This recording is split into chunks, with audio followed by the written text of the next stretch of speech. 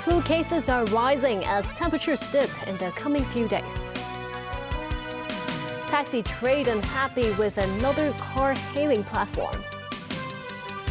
And Hong Kong government will file complaint to the World Trade Organization over U.S. tariffs.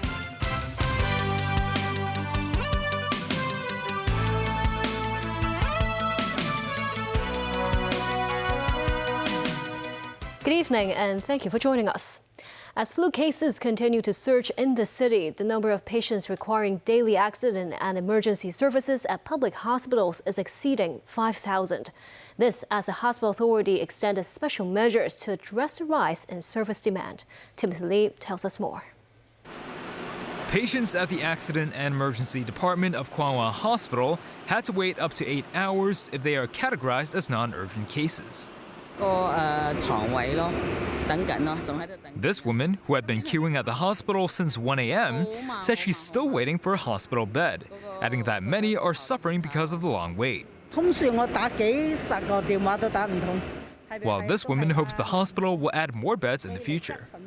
Over the past week, patients seeking A&E services increased from below 5,000 at the end of January to a daily average of 5,500. The usage rate of internal medicine wards has also surpassed 100%, as around 1,100 patients have been hospitalized.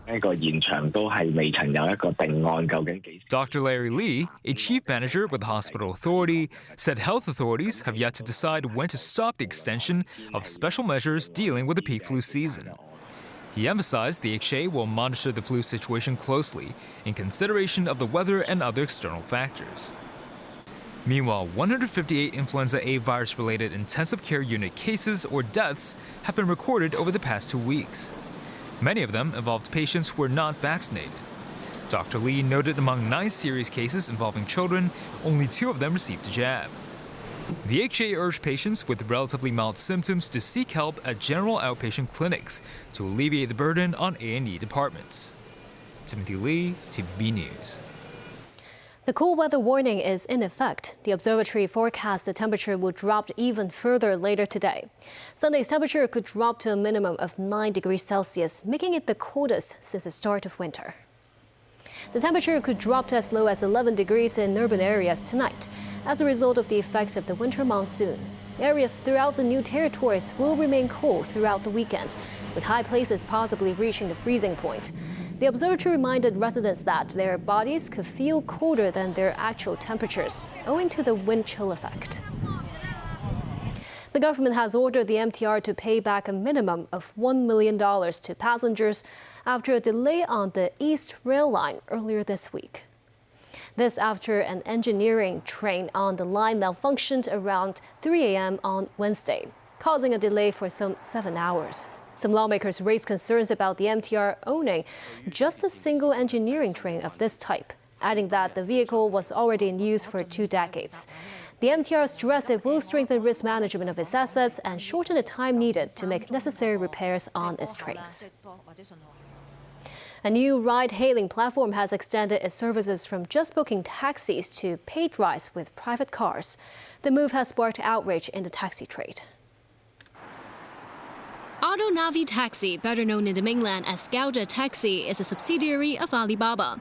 It began providing online ride-hailing services in Hong Kong last year. Initially, users could only book taxis. Recently, the app expanded to include private car reservations.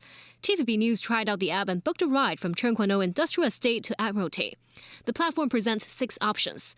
4 of them are private cars with prices ranging from around $133 to $303. Taxis charge a fare of around $134. Chow Kwok Keung, president of the Taxi and Public Light Bus Association, lamented that AutoNavi had talks with Hong Kong's taxi trade more than a year ago and promised not to extend their booking services to private cars. These illegal rides, Chow said, has severely impacted their business, and the biggest issue is the move has led to a misconception that authorities will not take enforcement action against lawbreakers. Apart from Gauda, Singapore's ride-hailing platform Tada began operations in Hong Kong in late 2024. That means Hong Kong has at least 3 online ride-hailing platforms. 雖然乘客咧都好想話。 Lawmaker Ben Chan urged the government to expedite the completion of the regulation of online ride-hailing platforms and step up law enforcement. He said while the platforms have offered more convenience, it is illegal and passengers lack insurance protection. The Transport and Logistics Bureau said any person or organization that arranges a private car to carry passengers for hire must possess a valid taxi license. Secretary for Transport and Logistics Mabel Chan said earlier she would meet with relevant operators and the taxi trade to exchange views on ride-hailing platforms with a target to formulate a framework for public consultation this year. Last year, the Education Bureau revoked the licenses of 71 teachers for professional misconduct. That marked an increase of 24 more deregistrations than the previous year. With that, Legislative Council members are calling for more frequent audits of teachers. This as some serious cases of professional misconduct only came to light in the once every 3 years review of schools. Secretary for Education Christine Choi said the current time frame aims to prevent the wastage of resources. This as criminal records were updated every 3 years. Some other lawmakers also flagged a surge in written warnings from 43 issuances to 149 in 2024. The Hong Kong government said it will file a complaint with the World Trade Organization, or WTO, regarding United States' imposition of additional tariffs on the city. A government spokesperson said Washington's additional 10% tariff on Hong Kong goods violated WTO principles, and that the act disregards the city's status as an independent customs territory. The spokesperson noted the decision was made in defense of the legal interests of Hong Kong, adding the city has always been proponents of multilateral trade. The spokesperson urged the U.S. to change course with its actions. Donald Trump's choice for top U.S. trade negotiator Jamieson Greer says a universal tariff needs further study. Greer put all countries on notice that they must lower import barriers to maintain access to the U.S. market. David Garrett reports. A US Senate confirmation hearing for President Trump's pick for US trading chief. Incoming US Trade Representative grilled on the Hill, Jamieson Greer said universal tariffs need further exploration, and he'll report back in April. We need to have a pragmatic trade policy where we're looking, sometimes sector by sector, sometimes economy-wide, often on a bilateral basis. How can we have very competitive terms of trade? In the week when Trump has imposed new 10% tariffs on Chinese goods and China retaliated, Greer was asked about the relationship with Beijing. Greer told the committee there needs to be a balance. They will review previous mistakes from both sides. 25% taxes on Mexican and Canadian imports have been paused. One Democratic senator says the upheaval and uncertainty is damaging. America has had its first taste of Trump's rancid trade policy this week. Here, colleagues, are the receipts that demonstrate how much damage these flawed trade policies that we have seen thus far are doing. We've reached an agreement with President Trump on border cooperation and security, an agreement that pauses tariffs for the next month. Outgoing Canadian Prime Minister Justin Trudeau taking the applause as Canada breathes a sigh of relief for now. So this is positive, and it is progress. But at the same time, our work does not take proposed tariffs completely off the table. Canada negotiators may have celebrated with a glass of Italian bubbly. In the US, the price of Prosecco has ballooned by 40% in recent weeks. Trump says EU countries could be next on his tariff hit list. Importers are stockpiling Prosecco, but limiting sales. We've seen it before during the first administration when they announced extra duty rates, and we see it now. So importers are front-loading their orders in order to bypass the threat of additional duty rates.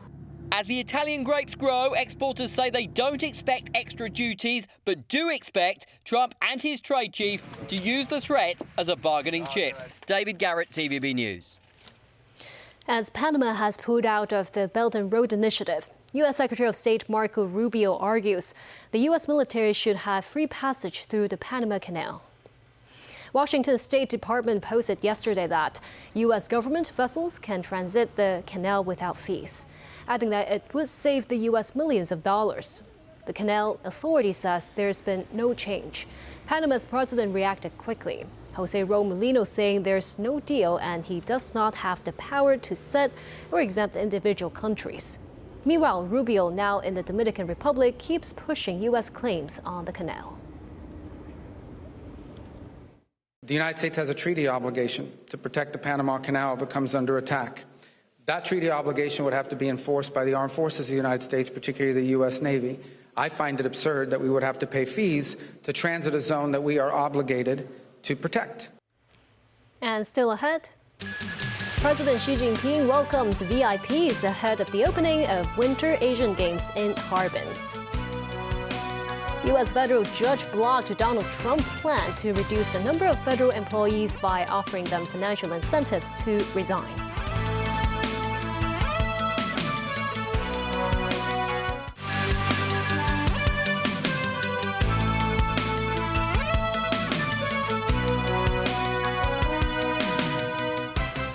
Welcome back. The 9th Asian Winter Games will open shortly this evening. The event is being held at the northeastern Chinese city of Harbin in Heilongjiang, where President Xi Jinping will declare the once every 4-year tournament open. The 8-day multi-sport event will see a record number of countries and regions, as well as the highest number of athletes in the showpiece's history. This year's Asian Winter Games features 34 participating countries and regions from Asia. The China team will be fielding 170 athletes. Harbin Taiping Airport has been adorned with decorations and banners to welcome international athletes and guests. Dedicated lanes and service counters set up too for participants. At around noon, President Xi Jinping and First Lady Peng Liyuan hosted a welcome banquet for dignitaries. They include Thailand's Prime Minister Paetongtarn Shinawatra, International Olympic Committee President Thomas Bach, and Vice President of the Olympic Council of Asia Timothy Falk. In his speech, Xi said this year's Asia Winter Games marks a record in both the number of participating countries and regions and the tally of athletes. He said Harbin is the birthplace of modern ice and snow sports in China, and that its ice and snow culture and economy have helped open up the city to the outside world. Team Hong Kong named Adrian Yong and Lam Chingyan as flag bearers for the opening ceremony. Lam Chingyan is representing Hong Kong in short track speed skating. She clinched 2 golds and 1 silver medal at the Asian Open Championships last year. Skier Adrian Yong took part in the 2022 Beijing Winter Olympics as the first male athlete in Hong Kong to qualify for the alpine skiing event. Leading the Hong Kong delegation, Timothy Fox said the pair represent the new generation of athletes with outstanding results at international competitions in recent years, proving that while Hong Kong is a snowless city, it can still produce top-notch winter sports talent. A U.S. federal judge has blocked President Donald Trump's plan to reduce the number of federal employees by offering them financial incentives to resign. The ruling came hours before the midnight deadline for workers to apply for the Deferred Resignation Program, described as a buyout. Trump's press secretary accused some federal workers of wanting to rip the American people off, with the president saying he wants to downsize the government. Nasri Karim with more.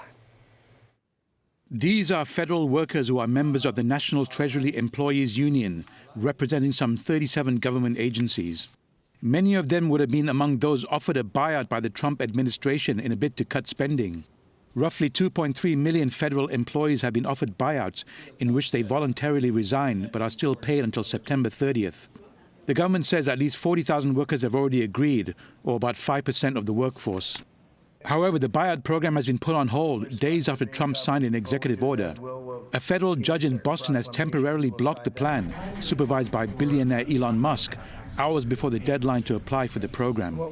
The district judge sided with labor unions requesting a temporary restraining order and scheduled a hearing for Monday.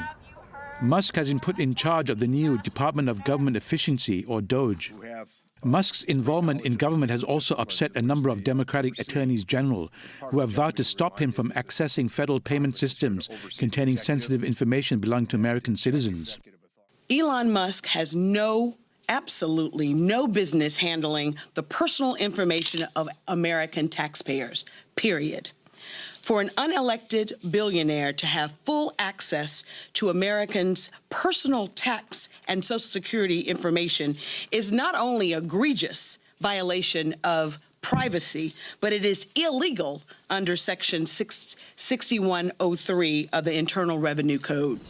House Democrats in the powerful Ways and Means Committee are also demanding answers on Musk's access to taxpayers' privacy data.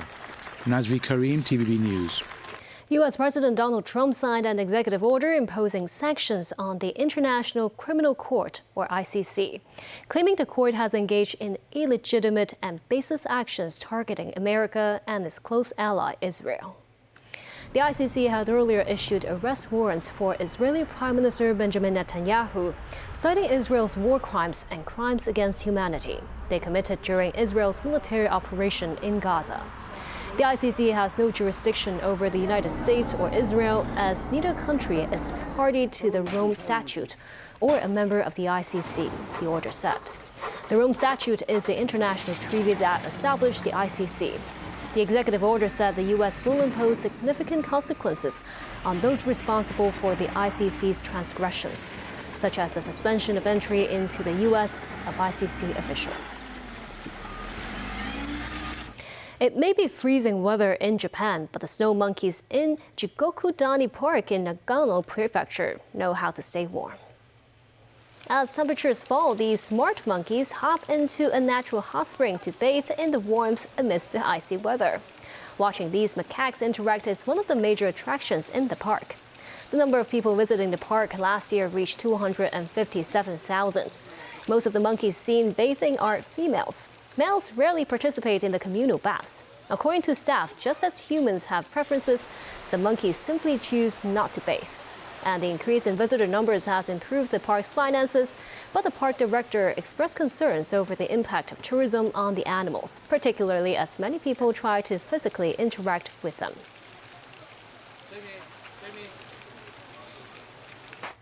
And that's the news. Have a great weekend.